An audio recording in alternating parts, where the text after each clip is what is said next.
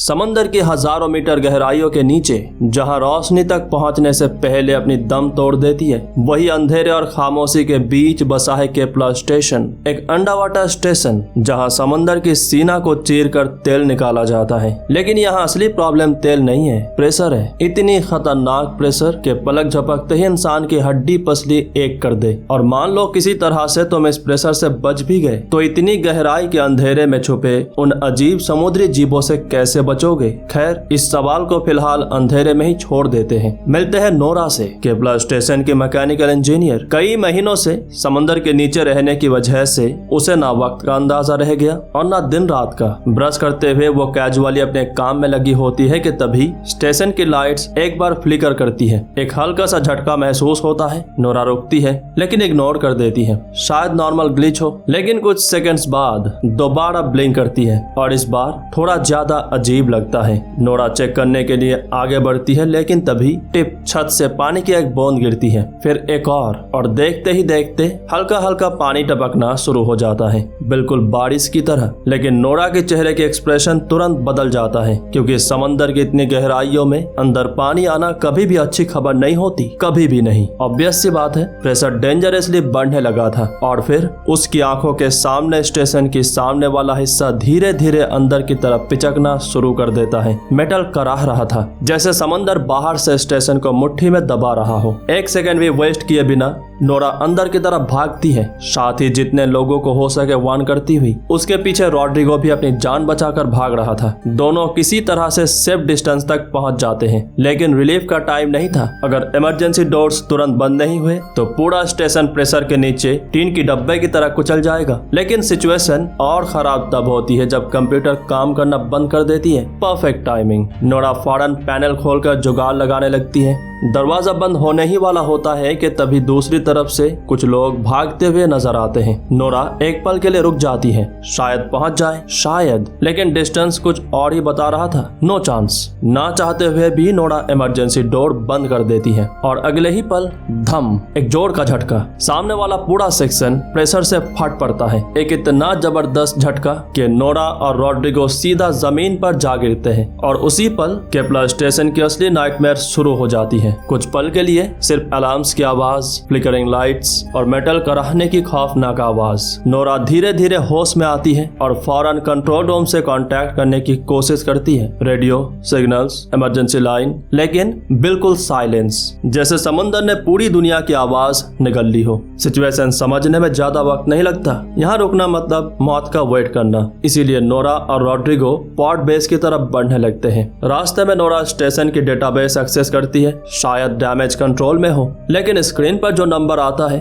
वो देखकर सांस अटक जाती है। 70% केपला स्टेशन तबाह हो चुका था। और जैसे ये काफी नहीं था, स्टेशन के अंधेरे कॉरिडोर से अजीब अजीब आवाजें भी आने लगती है। कभी मेटल घिसने की, कभी किसी चीज गिरने की, और कभी ऐसा लगता है जैसे अंधेरे में कोई हिला रहा हो।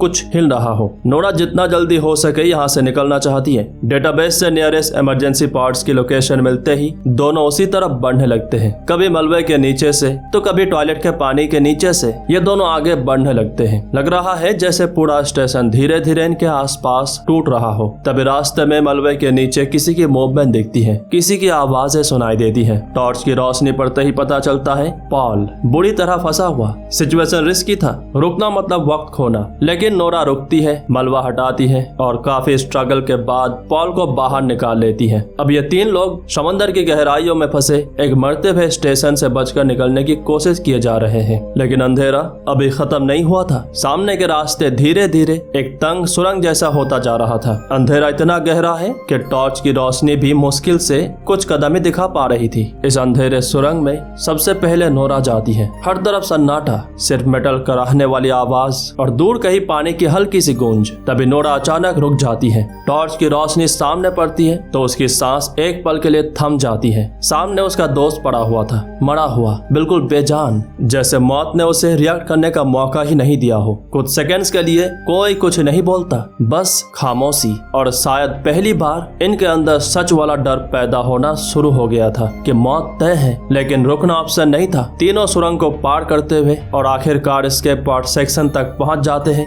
यहाँ इन्हें कैप्टन मिलते हैं, जिंदा। एक पल के लिए रिलीफ मिलता है, लेकिन वो भी ज्यादा देर नहीं टिकता, क्योंकि यहाँ एक भी एस्केप पॉड नहीं था। दरअसल कैप्टन पहले ही कई लोगों को सेफली ऊपर भेज चुके थे। प्रॉब्लम ये थी कि दरवाजा जाम हो गया था और वो यहीं पर फंस गए। नोरा बिना वक्त गवाए फिर से इंजीनियरिंग मोड ऑन करती है, पैनल खोलती है, जुगाड़ लगाती है और कुछ स्ट्रगल के बाद दरवाजा खुल जाता है। लेकिन इंटरेस्टिंग बात तो ये थी, खुद की टेंशन लेने के बजाय कैप्टन सबसे पहले नोरा की हालत चेक करते हैं, जैसे कि ऑस के बीच में भी बंदा कैप्टन ही हो। इसके बाद सब कंट्रोल रूम की तरफ आते हैं, जहां नोरा मिलती है एमिली और उसके बॉयफ्रेंड स्मिथ से। लेकिन जो सच अब सामने आने वाला था वो सबकी टेंशन बढ़ाने वाला था। नोरा फौरन स्टेशन की सिस्टम चेक करती है, लेकिन जो रिपोर्ट सामने आती है वो और भी खौफनाक थे। कूलिंग टावर्स पूरी तरह खत्म हो चुके थे और स्टेशन का कोर डेंजरसली अनस्टेबल। मतलब किसी को नहीं पता कब, लेकिन अगर ये फटा तो इतना बड़ा धमाका होगा कि सब कुछ खत्म। समंदर की इतनी गहराइयों में बचने का चांस लगभग शून्य। रूम में कुछ पल के लिए सन्नाटा छा जाता है। एक बात बिल्कुल साफ थी, कोर फटने से पहले यहाँ से निकलना ही होगा। तब कैप्टन एक रिस्की प्लान बनाते हैं। सिंपल लैंग्वेज में बोले तो बिल्कुल आबेल मुझे मार जैसी। केपला स्टेशन से लगभग 1.5 किलोमीटर नीचे रोबक स्टेशन तक पहुंचना। शायद वहाँ एस्केप पॉड्स हो, शायद सर्वाइवल का एक मौका, या शायद और भी बुरा कुछ। लेकिन चॉइस किसी के पास नहीं थी। जाने से पहले स्मिथ एक रेडियो ट्रांसमिशन सुनाता है जो ड्रिल एरिया से आया होता है। सब चुप हो जाते हैं। स्टैटिक नॉइज, फिर किसी साइंटिस्ट की डरा देने वाली चीख और उसके तुरंत बाद एक अजीब सी आवाज। ना मशीन ना इंसान, बस कुछ गलत, बहुत गलत। एक पल के लिए रूम में खामोशी जम जाती है और सबके दिमाग में बस एक ही सवाल घूम रहा था, नीचे आखिर है क्या। लेकिन चॉइस किसी के पास नहीं थी। यहाँ रुकते तो अनस्टेबल कोड उड़ा देता और बाहर निकलते तो समंदर। इसीलिए सब हैवी डीप सी सूट्स पहनने लगते हैं। Helmet check, oxygen check, pressure seals check, क्योंकि बाहर एक छोटी सी गलती भी सीधा मौत की इन्विटेशन थी। इसी बीच रॉड्रिगो एक हेलमेट उठाता है जिसमें एक हल्का सा क्रैक था, छोटा सा, इग्नोर कर देने लायक। वो बिना कुछ कहे उसे खुद के पास रख लेता है और नोरा को एक परफेक्टली फाइन हेलमेट देता है। नोरा नोटिस भी नहीं करती। उधर स्मिथ ड्रिल ट्रांसमिशन वाली अजीब आवाज सुनने के बाद ऑलरेडी पैरानॉइड मोड में आ चुका था। बंदा सेफ्टी के नाम पर एक गन उठा लेता है। उसे देखकर पॉल भी एक बंदूक उठा लेता है। कॉन्फिडेंस ऐसा जैसे जो भी सामने आएगा उसकी वाट लगा देंगे। एमिली की हालत पहले ही खराब थी। स्मिथ उसे समझाने की कोशिश करता है, खुद डरा हुआ होते हुए भी स्ट्रांग बनने की एक्टिंग करता हुआ, और फिर सब लिफ्ट के जरिए नीचे उतरने लगते हैं समंदर की और गहरे अंधेरे में। लिफ्ट रुकती है, सामने एक्सटीरियर हैच, बस इसके बाद सिर्फ समंदर। लेकिन एक और प्रॉब्लम, हैच जाम हो चुका था। स्मिथ उसे खोलने की कोशिश किए जा रहा था। मेटल घिसने की आवाज गूंजती है। सब चुप, सिर्फ मशीनें और सांसें। और फिर दरवाजा धीरे धीरे खुलने लगा था। लेकिन उसी पल नोरा की नजर पड़ती है रॉड्रिगो की हेलमेट पर। वो क्रैक और भी फैल रहा था। नोरा तुरंत रिएक्ट करती है, रॉड्रिगो। वो स्मिथ को रोकने की कोशिश करती है, लेकिन तब तक देर हो चुकी थी। एक्सटीरियर हैच खुल चुकी थी और अगले ही सेकंड समंदर की प्रेशर रॉड्रिगो की हेलमेट को चीर देता है।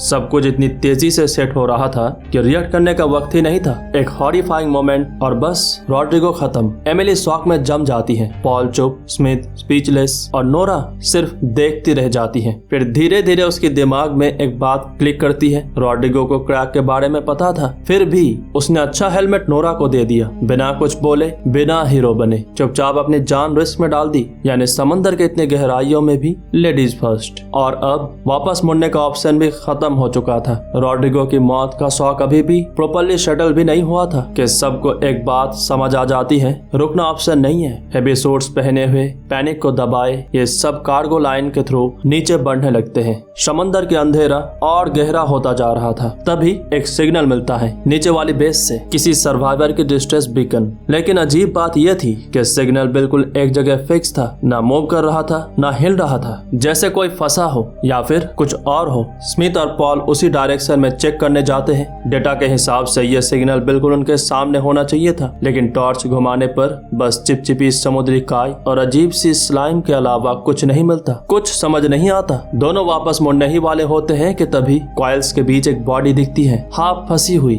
और ध्यान से देखने पर समझ आता है कोई चीज उस बॉडी को खा रही थी। एक अजीब सा समुद्री जीव, पतला, चिपचिपा, बिल्कुल अननेचुरल, जैसे समंदर ने खुद कुछ गलत पैदा कर दिया हो। जैसे उस पर टॉर्च की रोशनी पड़ती है, वो बिना वार्निंग के इन पर हमला करने आता है। स्मिथ रिफ्लेक्स में सीधा गोली चला देता है। किसी तरह से उसे कंट्रोल करके कार्गो कंटेनर के अंदर ले आते हैं। सब उस क्रिएचर को देखते रह जाते हैं। बहुत ही अजीब है, किसी ने पहले ऐसा जानवर नहीं देखा। और फिर एक डेंजरस थॉट सबके दिमाग में आता है, क्या पता तेल के चक्कर में इन लोगों ने समंदर की इतनी गहराइयों तक खुदाई कर दी हो जहाँ कुछ ऐसा जिंदा था जिसे शायद कभी बाहर ही नहीं आना चाहिए था। लेकिन इस थियोरी पर ये ज्यादा देर सोच भी नहीं पाते कि तभी कंटेनर जोर से हिलता है। सब एकदम चुप। फिर एक और झटका और एक और, जैसे बाहर कोई चीज कंटेनर को बार बार धक्का मार रही हो। एमिली की हालत और खराब हो गई है। स्मिथ और पॉल एक दूसरे को देखते हैं और एक ही थॉट सबके दिमाग में आता है, अगर ये छोटा वाला क्रिएचर बच्चा था तो बाहर वाली चीज शायद इसकी माँ हो सकती है। कंटेनर के अंदर माहौल एकदम जम सा गया था, सिर्फ सांसें, और बाहर से आती हुई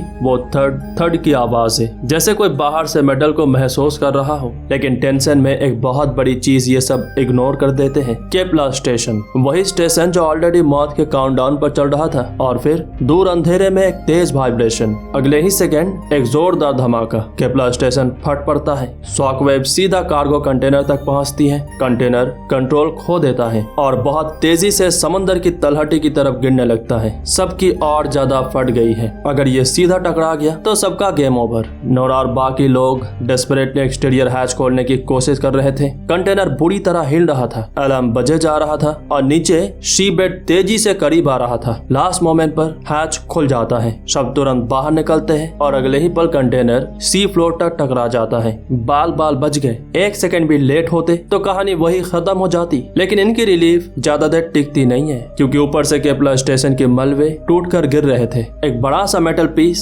सीधा स्मिथ पर गिरने वाला था। एमिली बिना सोचे उसकी तरफ दौड़ पड़ती है और किसी तरह उसे बचा लेती है। लेकिन स्मिथ की हालत बुरी थी। ऑक्सीजन सिस्टम बुरी तरह गड़बड़ा गया था। जल्दी से पाइपलाइन तक पहुंचकर उसका हेलमेट चेक किया जाता है। इधर नोरा मूवर सिस्टम एक्टिवेट करने की कोशिश कर रही थी, लेकिन सिस्टम भी डेड है। परफेक्ट, एकदम परफेक्ट। कुछ सेकंड स्ट्रगल करने के बाद लिटरेरी पैनल पर गोली चलाकर उसे खोल देती है और किसी तरह मूवर चालू कर लेती है। मूवर के जरिए ये सभी मिड पॉइंट स्टेशन की तरफ बढ़ने लगते हैं। समंदर की अंधेरा और गहरा होता जा रहा था, जैसे रोशनी को भी यहाँ आने से डर लगता है। लेकिन थोड़ी देर बाद सामने का रास्ता बंद। केपलर के मलबे और पानी की वजह से पाइपलाइन का हिस्सा कोलैप्स हो चुका था, मतलब आगे पैदल जाना होगा। ऑफ कोर्स सब मूवर से उतरते हैं और तंग पानी भरी पाइपलाइन के अंदर से बढ़ने लगते हैं आगे की तरफ। हर तरफ मेटल, हर तरफ प्रेशर और एक अजीब सा क्लॉस्ट्रोफोबिक सन्नाटा। आगे पाइप हल्का सा बेंड हो चुका था। सेफ है या नहीं किसी को नहीं पता। नोरा सबसे पहले चेक करने जाती है,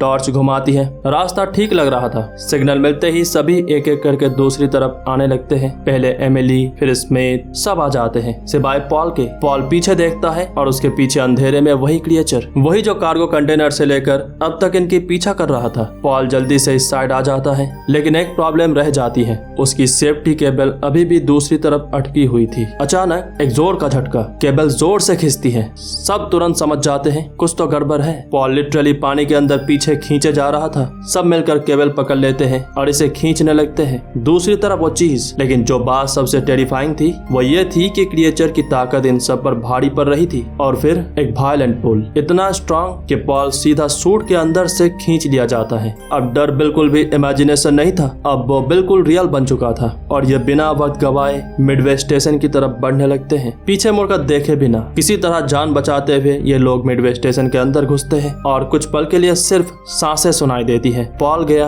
रॉड्रिगो गया और अब सबके चेहरे पर एक ही चीज लिखी थी, ये जगह इन्हें जिंदा छोड़ने की मूड में नहीं है। लेकिन मिडवे स्टेशन की हालत देखकर टेंशन और बढ़ जाती है। फ्लिकरिंग लाइट्स, टूटी हुई metal structures, half flooded section, जैसे कोई जायंट फोर्स यहाँ से गुजर चुकी हो। वही मसीह ड्रिल मशीन जिसका वेट हजारों टन था, अब पूरी तरह टूटा फूटा समुद्री सतह पर पड़ा हुआ था, जैसे किसी ने उसे पकड़कर टॉय की तरह तोड़ दिया हो। एक पल के लिए सब चुप, क्योंकि लॉजिक यहाँ पर फेल हो रहा था। इतनी भारी चीज को आखिर कौन ऐसे उठा सकता है? नोरा और एमिली एमिली के दिमाग में एक ही बात चल रही थी, शायद इन्होंने समंदर की हद से ज्यादा गहराइयों तक खुदाई कर दी, तेल के चक्कर में कुछ ऐसा छेड़ दिया जिसे कभी भी छेड़ना नहीं चाहिए था, जैसे समंदर खुद ही इन्हें जवाब दे रही हो। कैप्टन थियोरिस पर वक्त बर्बाद नहीं करते, उनके लिए सिर्फ एक ही मिशन था, निकलना किसी भी हाल में। उधर स्मिथ की हालत और खराब होती जा रही थी, suit damage, oxygen scrubber almost fail. एक पॉइंट पर वो खुद ही बोल देता है उसे यहाँ पर छोड़कर वो सब चले जाए। वो किसी पर बोझ बनना नहीं चाहता,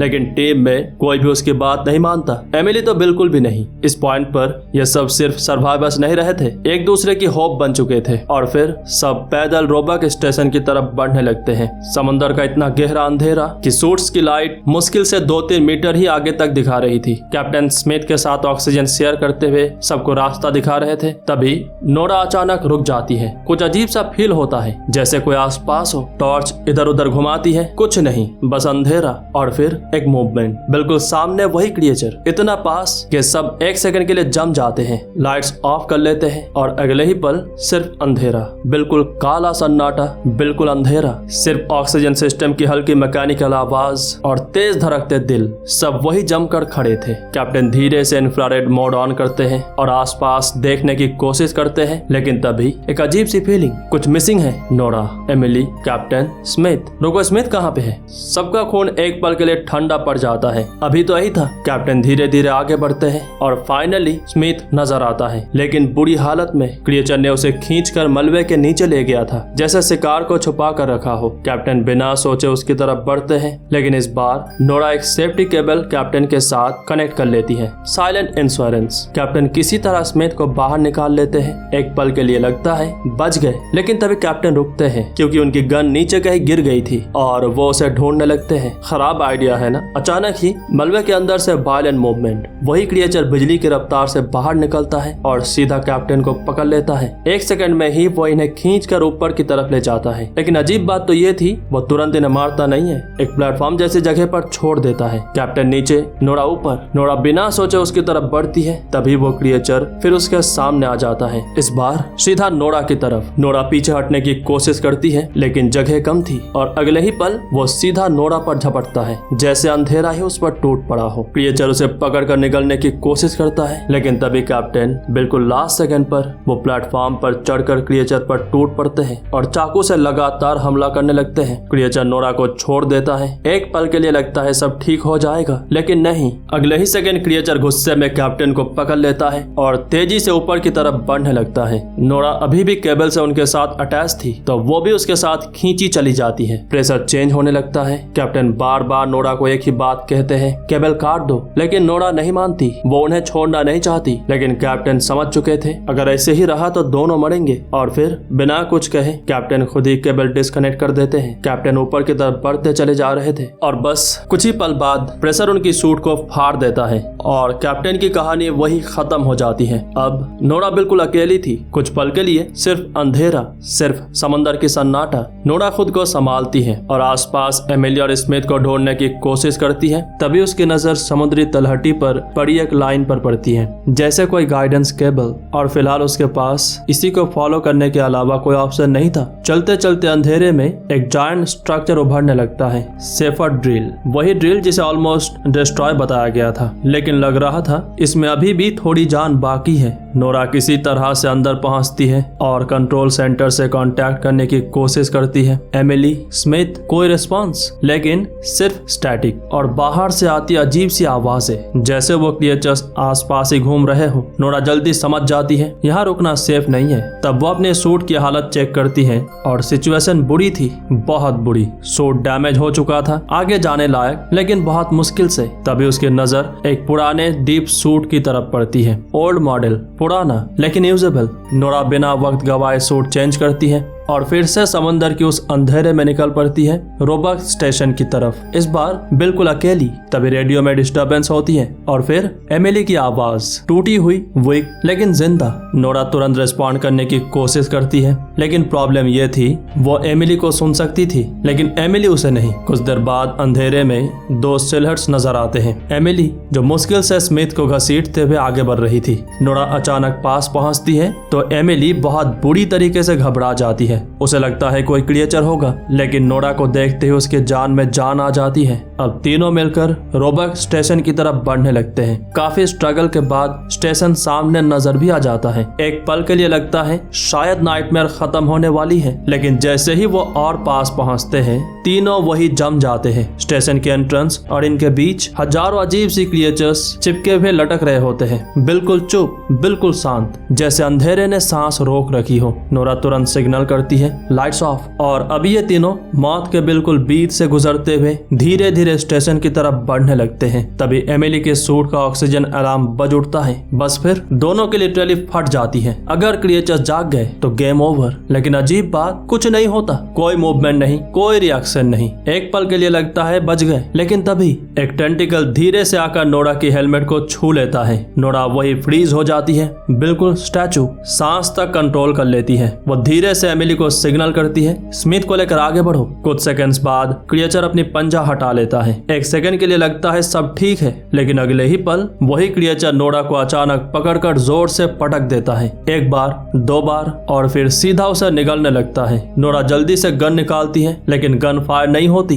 बैड टाइमिंग। क्रिएचर उसे ऑलमोस्ट निगल ही लेता है कि तभी बैंग, गन फाइनली चलती है। क्रिएचर मर जाता है और नोरा लिटरली उसकी पेट चीरकर बाहर निकल आती है। लेकिन प्रॉब्लम अब शुरू हुई थी। आवाज सुनकर बाकी क्रिएचर्स भी जाग चुके थे। नोरा सोच ही रही थी कि अब तो लग गए, कि अचानक सब क्रिएचर्स बिल्कुल शांत हो जाते हैं, और फिर वो चीज जिससे ये सब चिपके हुए थे धीरे धीरे ऊपर उठती है। और तब समझ आता है ये सब किसी दीवार पर नहीं, एक जाइगेंटिक क्रिएचर पर चिपके हुए थे। इतना बड़ा कि समझ आ जाता है 6000 टन वाली ड्रिल को किसने टॉय की तरह तोड़ा होगा। नोरा बिना पीछे देखे स्टेशन की तरफ भागती है। उधर वो मॉन्स्टर स्टेशन के हिस्सों को तबाह करना शुरू कर देता है। एक ब्लास्ट नोरा को दूर पटकता है। ऑक्सीजन रैपिडली डाउन होना शुरू होती है। एमिली किसी तरह से उसे खींचकर स्टेशन के अंदर लाती है, और हेलमेट खुल नहीं रहा था तो उसे तोड़ देती है। बस किसी तरह नोरा बच जाती है। इधर एमिली स्मिथ को संभालने की कोशिश कर रही होती है। उसकी हालत अब थोड़ी स्टेबल है, और बंदा क्लियरली एमिली का शुक्रगुजार था कि वो इतने मुश्किल में भी